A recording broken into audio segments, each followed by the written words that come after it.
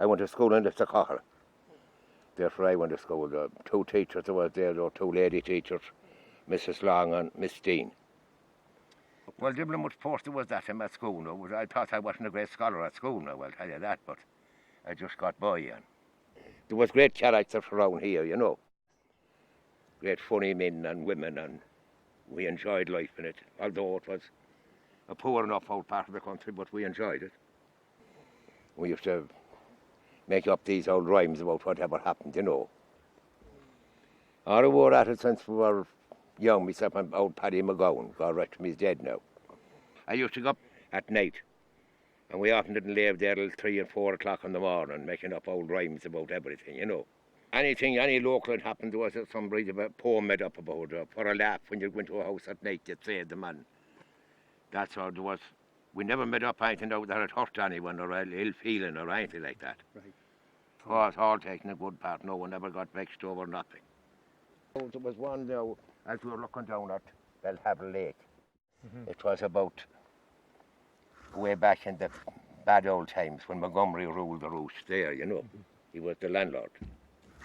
I'd long to roam me native hills, the hills I love so well, around Belhavel's lovely banks and watch her water swell. With a fisherman on a summer trip, out in a boat to sea, my own dear native Leitrim Hills, the hills of Creepalee. A castle high in days gone by stood on Belhavel's plain, the seat of Lord Montgomery, a tyrant to claim. He captured all the richest land around the lake, you see, and for years held sway both night and day o'er the hills of Creepalee, until at last a sudden clash upon these landlords fell, when the landlegate was started by a man they called Parnell.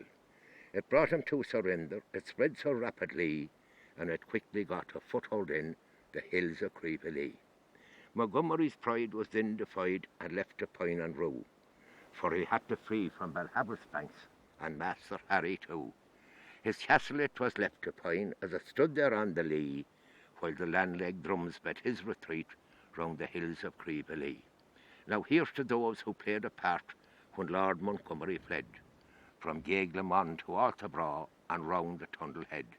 And here's to fame Drumkeeran too, with her green flag flying free, so she rallied in that standard with the boys from Creepalee. And then I remember there was old festivals in Drumkeeran years ago, and there was a contest in the public houses. You know, you'd go into the pub and there'd come a winner out of it every night, and there was £100 at the end, you know, whoever had come out. And I won the £100 at that time was fierce money.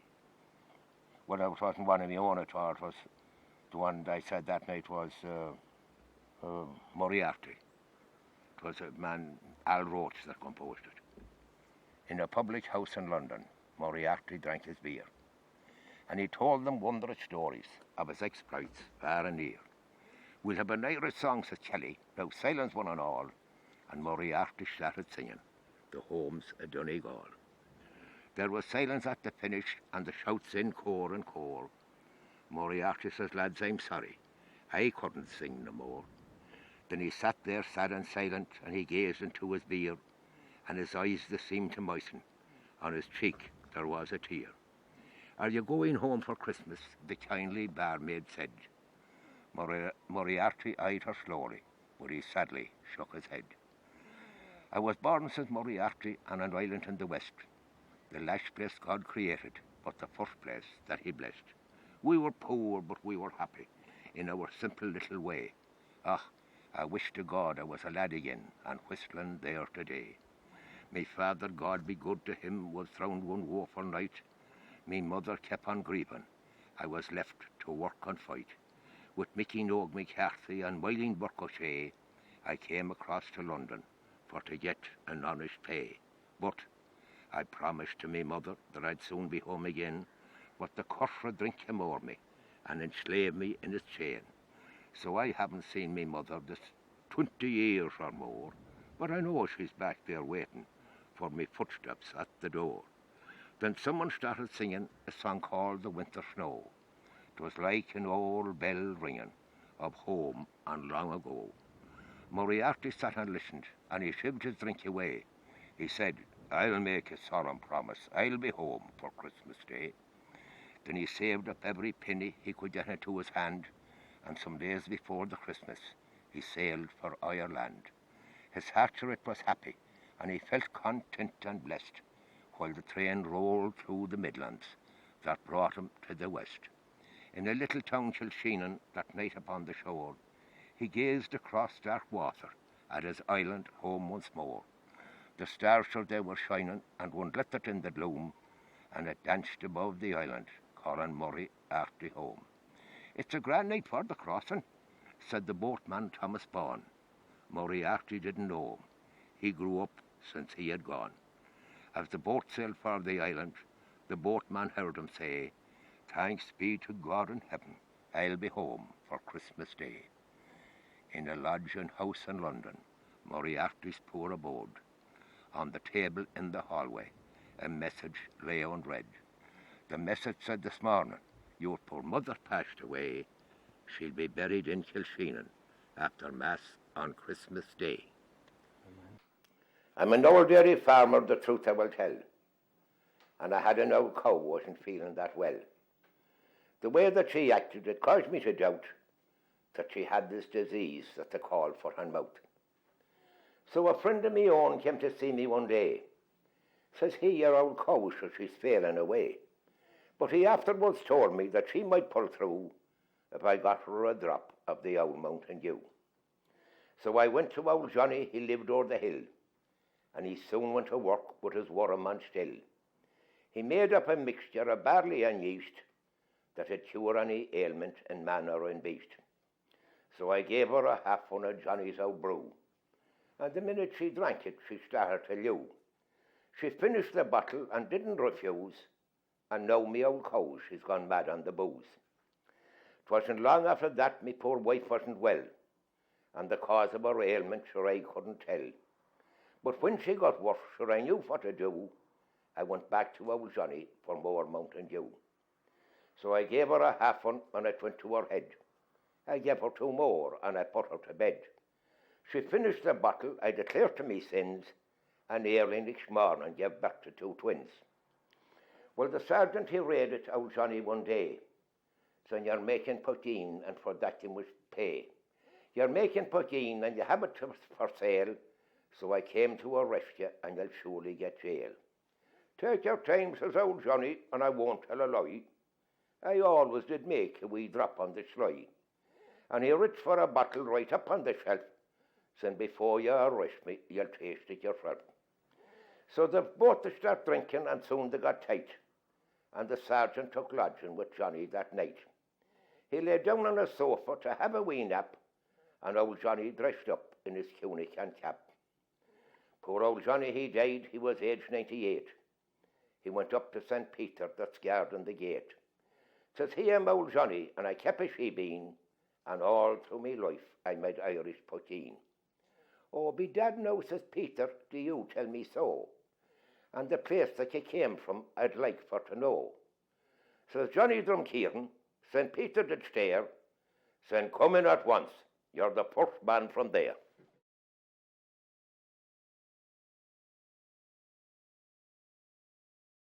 For sake of health, I took a walk along the Tarman Road. I met a jolly gentleman outside his neat abode. A musical conversation passed between that man and me, and he brought me down to Tarman Church, a monument to see. We gazed upon the portiere grand that stood along the wall.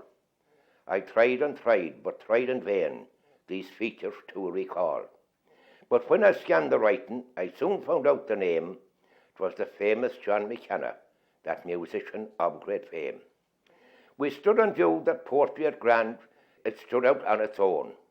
'Twas sculptured by a Leitrim man from a county Leitrim stone.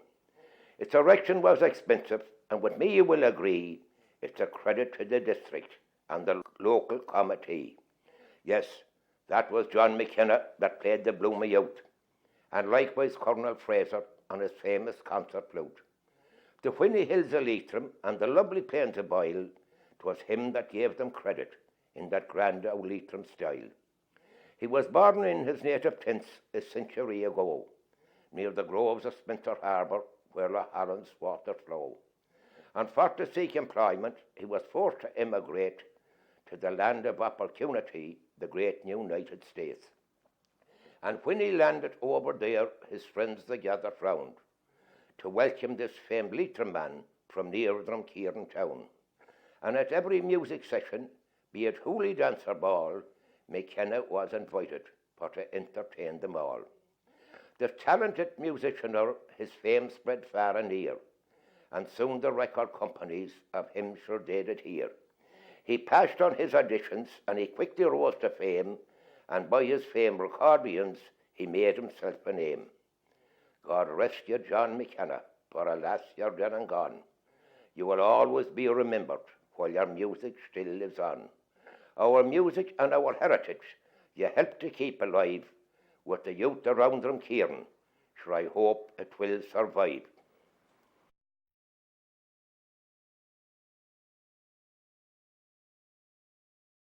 When I was just a laddie, sure I often told me daddy that when I'd grow to be a man, I'd do no work at all. 'Twas always my ambition to become a politician, and I might get up to Dublin town as a member of the Dáil. So he sent me off to college. It was there I got me knowledge, and I became a scholar of a very high degree. And now I'm educated and perhaps I'm nominated, sure I might get up to Dublin town and become a big TD. In my native town Drumkeeran, I began electioneering. 'Twas after Mass on Sunday, sure I thought it would be best. And I swore it was my intention I'd give young and old a pension, and I'd bring lots of factories and employment to the West. I'd be passing resolutions, and I'd change the Constitution. I'd favour contraception and likewise the EEC. And women's liberation, it'd get consideration if I got up to Dublin town and become a big TD. I'd get electric light and water for the farmer's wife and daughter, and I'd get an honest living for the farmer and his son. I'd plant their land with bushes and get markets for the rushes, and I knew that they'd believe me and they'd give me number one. I'd put boats upon Lough Holland where we'd fish for pike and salmon, and anglers I'd be bringing here from France and Germany. By jet sure they would travel to an airport at Balhavel if I got up to Dublin town and became a big TD. So the election it was nearing, and I had no need of fearing. And I went up to Carrick town when the county did begin. The people were all excited, and big bonfires were lighted when the news had reached Drumkeeran that old Doherty he got in. When the Dáil went in session, of me seat I took possession. I met with Bertie O'Hearn, he introduced me to them all. And when chatting Mary Harney, sure I put on lots of blarney, said she, I'm glad to see you, and you're welcome to the Dáil. So thanks to ye good people all, from Leitrim and from Donegal, me friends around Drumkeeran town, and likewise Creevalee. For now I'm in Dáil Éireann, it's for ye that I'll be caring, and I hope that ye'll all vote for me on the next election day.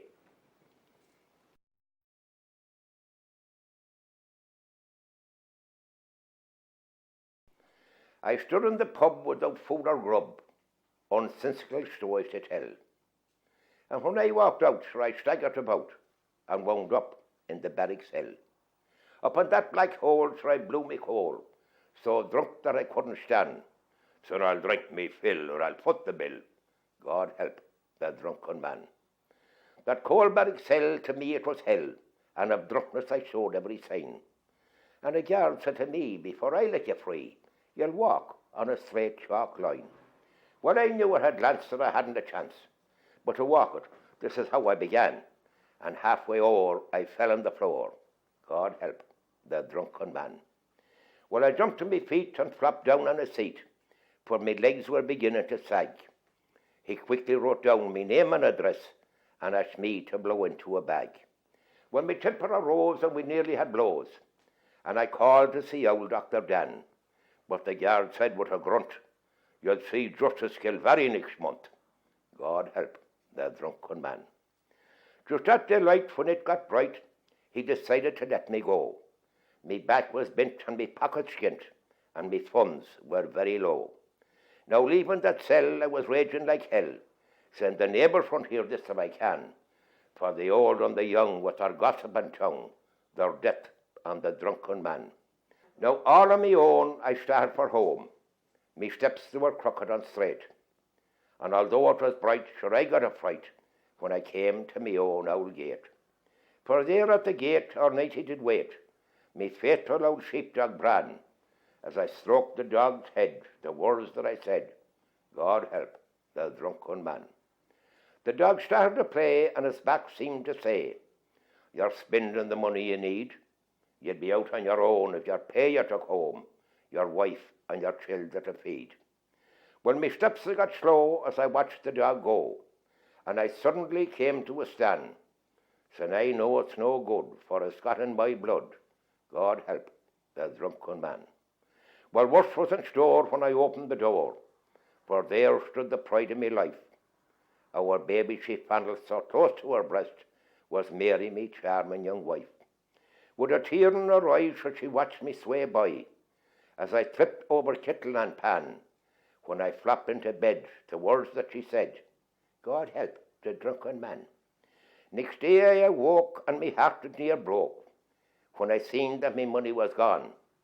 A home without bread and bills to be paid, I headed for old Father John. I knocked on the door and walked in on the floor, and me story I quickly began, and his voice was so mild, and he said, my poor child, I pity each poor drinking man. Well, back home I went real happy content, back home to me children and wife. Sin your troubles are o'er, for I'll drink no more. I took the pledge for the rest of my life.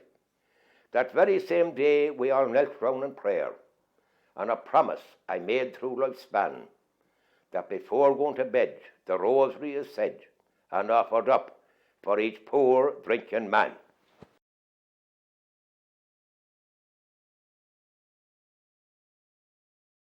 Fond memory of my youthful days I cherish very dear, especially one great event that happened once a year.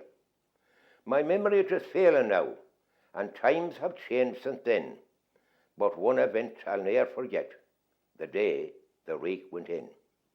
The day that was appointed, we all rose at crack of dawn. Me father cut the rushes for the styling and crahorn. Me mother, she was busy getting breakfast for the men, and of course there was no school for me the day the reek went in. We'd first acquaint Pat Allen for to get his late forecast. At first he'd look around him, and he'd say, that day last, the swallows they are flying high, and there's little sign of wind. His forecast it was seldom wrong, the day the reek went in. Me Uncle Tom, he came along, he brought his mare and cart. With whip in hand, he gave command, saying, lads, it's time to start. I felt so proud amongst the crowd, that numbered 9 or 10, and you can bet that they lost sweat the day the reek went in. The time I always liked the best when the men had sit to smoke. Sure they would chat about this or that, or tell some funny joke. The mugs of stout was passed about, it was the custom then, and I get sweets and chocolate the day the reek went in. I can't forget at dinner time each man would take a seat. In front of him a plate of spuds with cabbage, soup and meat. And on that big occasion, me mother killed a hen. 'Twas equal to a wedding feast the day the reek went in. And when the reek was thatched and roped, the men came in for tea. The girls were invited, and we'd have a little spree. The kitchen soon made ready, and the music would begin. We danced all night until daylight the day the reek went in. In recent years it now appears the farmer from today, with silage being all the rage, they're gone from saving hay. A tractor and a baler can do the work of 10. I'm sad to say there is no hay, there is no reek to win.